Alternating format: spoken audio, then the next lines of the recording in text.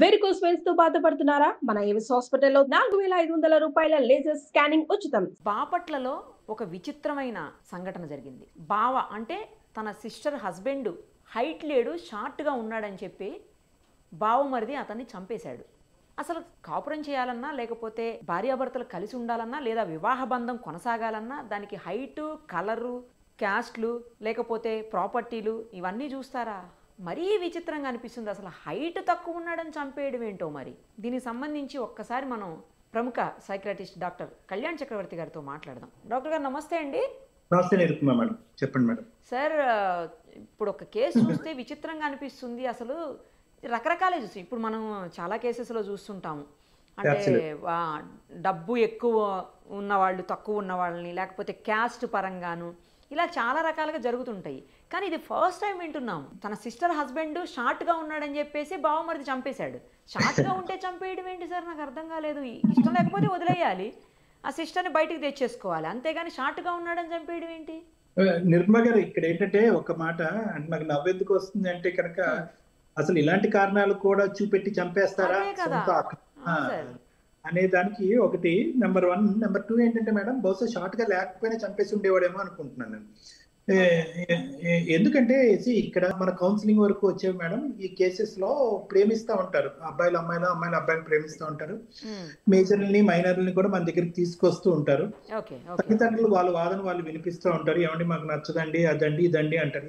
అమ్మాయి పక్కన కూర్చొని అడుగుతూ ఉంటది, ఏంటి నాన్న, ఎందుకు నాన్న, నేను లవ్ చేశాను నాన్న, నువ్వు అరేంజ్ మ్యారేజ్ చేస్తే కనుక ఈడంత మంచివాడిని తీసుకురాగలవా, ఇవన్నీ కొడుతూనే ఉంటారు వాళ్ళు.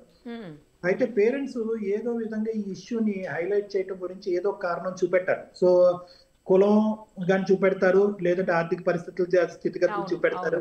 అవన్నీ చూపించి పరువు హత్యలు చేస్తుంటారు. అవన్నీ చూస్తూనే ఉన్నాం. అవన్నీ ఫైనాన్షియల్ చూపెడతారు. ఇది కూడా పరువు హత్య కిందనే చూడాలా? అంతే కదా మేడం. ఇప్పుడు ఇక్కడ ఏమైందంటే ఇదో టైప్ ఆఫ్ పరువు హత్య. ఇందులో ఏంటంటే బహుశా నేను అనుకోవటం ఏంటంటే చాలా వరకు వాళ్ళిద్దరికి మ్యాచ్ అయినాయి. ఓకే, ఎందుకంటే ఆ హైట్ ఉన్నటువంటి అమ్మాయి మల్లం అనమాట. ఆ హైట్ ఉన్నటువంటి వీళ్ళిద్దరికి కూడా 4 to 5 inches ఆ ఫోటో కూడా నేను చూశాను. సో అంత తేడా ఉన్నప్పుడు ఈ అమ్మాయి ఆ అబ్బాయికి అట్రాక్ట్ అయ్యిందంటే కనుక ఏదో ఒక సద్గుణం అయితే కనుక ఉండుంటది. అయితే కెరియర్ పరమైంది కానీ ఇంకోటి కానీ అయ్యి ఉంటాయి. సో ఆ అమ్మాయి ఆ అబ్బాయికి అట్రాక్ట్ అయ్యింది. ఓకే, అట్రాక్ట్ అయ్యింది. సో ఈ తల్లిదండ్రులకి ఎవరికైతే కనుక ఈ ప్రేమ వివాహం ప్రత్యేకంగా వాళ్ళ బ్రదర్ కి ఇది నచ్చలేదో, ఏ చూపెట్టాలి, వేలెత్తి చూపెట్టాలన్నా కూడా అన్ని మ్యాచ్ అయిపోతున్నాయి. కానీ at the end of the day ఆ అబ్బాయి దగ్గరికి ఆ ఫ్రెండ్ ఈ ఫ్రెండ్ వచ్చి, అరే ఏంద్రా మీ చెల్లికి మంచి సెట్ అయ్యేటటువంటి ఇది వచ్చి ఉండేది, వాడేంట్రా అంత పొట్టుగా ఉన్నాడు, మీ సిస్టెంట్ అంత హైట్ ఉంది, ఆ హైట్ ఉన్న అమ్మాయికి ఎలాంటి కత్తిలాంటి సంబంధం వచ్చి ఉండేదో అని చెప్పి యూజువల్ గా అతను చుట్టూరు ఉండే కొంతమంది చిల్లర బ్యాచ్ చెవులు కొరుకుతూ ఉంటారు. సో ఇప్పుడు వేరేది ఏమీ చూపెట్టడానికి లేదు, వాడిని విడగొట్టడానికి. ఇది ఒకటైతే ఖచ్చితంగా కనిపించింది.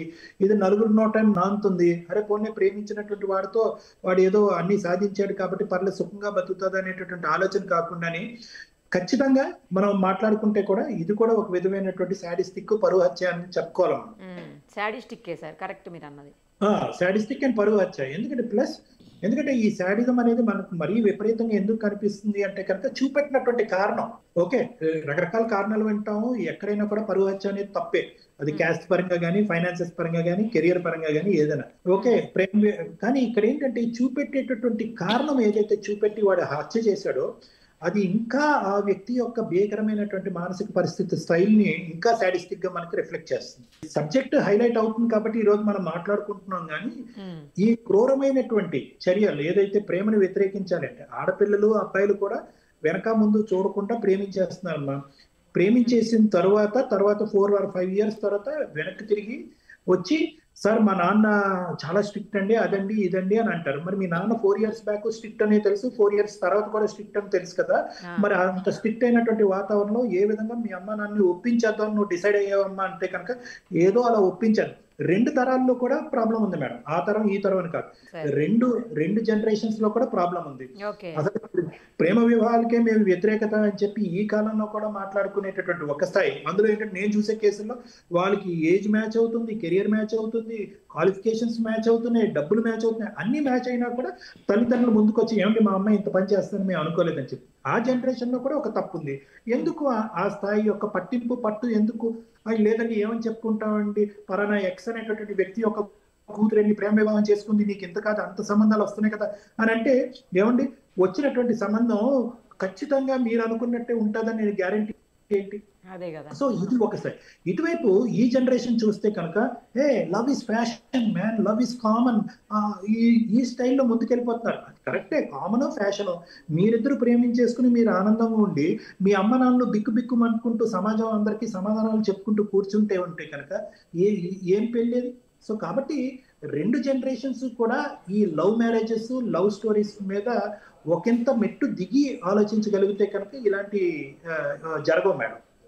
కరెక్ట్ చెప్పారు సార్, కరెక్ట్. వచ్చిన ధోరణిలో మార్పు రావాలి, అంతే తప్పించి పొట్టి పొడుగు రంగు తక్కువ ఇవన్నీ ఏంది సార్ అసలు విచిత్రంగా అనిపిస్తుంది. అసలు కఠినమైన శిక్షలు ఉన్నాయి, పడతాయని తెలిసి కూడా ఎందుకు ఇట్లాంటి పనులు చేస్తారో అర్థమవుదు.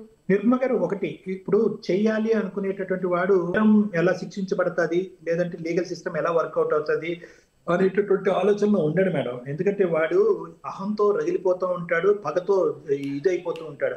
ఆ టైంలో నాకు తర్వాత శిక్ష పడుతుంది ఇది అనేది ఉండదు. తర్వాత ఏమనుకుంటాడంటే ఇంత శిక్ష పడుతుంది అని అనుకున్నా కూడా అతను లోపల ఉండేటటువంటి కసి కోపం ఏమంటదంటే శిక్ష సంగతి తర్వాత చూసుకుందాము, ఆధారాల సంగతి తర్వాత చూసుకుందాము, ఫస్ట్ అయితే కనుక మన లోపల ఉండేటటువంటి కసి చల్లారిపోవాలని చెప్పి ఫస్ట్ అది చేసేస్తాం. అదే సార్, అవును. తర్వాత జైల్లో పెట్టిన తర్వాత రిగ్రెట్ అవుతాడా లేదా అనేది వేరే విషయం. ఇలాంటి కేసుల్లో యూజువల్ గా తర్వాత నన్ను ఉరిశిక్ష చేస్తారు అనేటటువంటి భయం కంటే ఇప్పుడు మాత్రం నా పగ చల్లారిపోవాలి అనే ఇంపల్స్ థింకింగ్ తోనే జరిగే. అవును మేడం. ప్రతిఫలం ఎలాగో అనుభవించి తీరాల్సిందే కదా సార్. తర్వాత ఫ్యామిలీ మొత్తం చనిపోయినందుకు, ఇప్పుడు ఆ అబ్బాయి చనిపోయినందుకు ఆ అమ్మాయి జీవితాంతం బాధపడాలి, ఫ్యామిలీ మొత్తం వీడెళ్ళి జైల్లో కూర్చుంటే ఫ్యామిలీ మొత్తం బాధపడాలి. ఇలా రకరకాల ఇష్యూస్ సార్. తర్వాత వచ్చిన తర్వాత కూడా బయట సొసైటీకి కూడా అన్ని రోజులు జైలు శిక్ష అనుభవించి వచ్చి సొంత భావం చంపిన తర్వాత అతనికి పరువు తక్కువే నిజం చెప్పాలంటే సొసైటీ. అంతే అంతే అంతే అంతే మేడం. ఇంకా అంతే. ఇంకా మొత్తం అతని భవిష్యత్తు, ఆ కుటుంబం, ఆ అమ్మాయి జీవితాంతం విధురాలుగా ఉండాలి. ఆ అమ్మాయి ఎప్పుడు ఈ గడప తొక్కదు, వాళ్ళు ఎప్పుడు ఆ అమ్మాయి ఇంకంతే మొత్తం చిన్న భిన్నం విచ్ఛిన్నం అయిపోయింది కుటుంబం అంతా. అంతే. Thank you so much.